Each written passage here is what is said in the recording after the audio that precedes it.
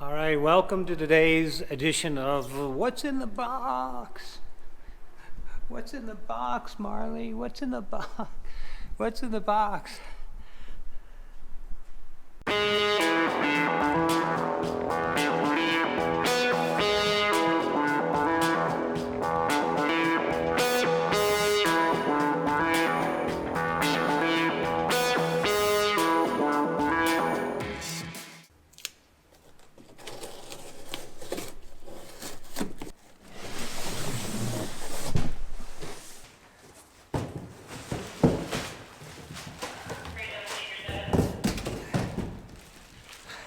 Personally, I hate unboxings, so I'm just going to unbox everything and skip to where it's all laid out and you get to look at it, okay? So I chose RCI's steel skid plates over their aluminum skid plates simply for the fact that steel is indestructible. The steel set weighs 117 pounds. The aluminum set weighs 67 pounds.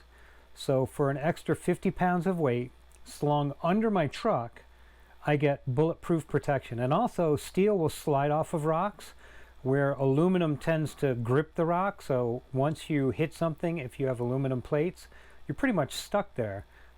They use aluminum on the soles of wading boots just for that reason, because aluminum doesn't slide on rocks. So for me, it's a no-brainer. I'm going to go with steel every time. All right, step one is to take off the original plate if you have one. So, this. These guys back here, they all have to come off. You can see I'm on a hit something at some point here. We'll get a better look at that when I take it off.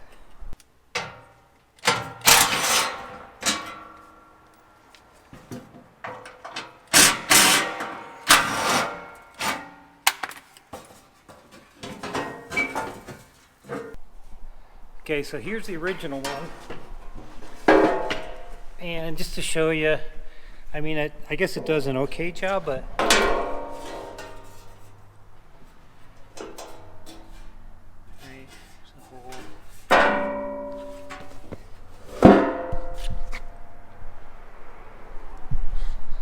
so that one's already done its job at least once and saved my bacon.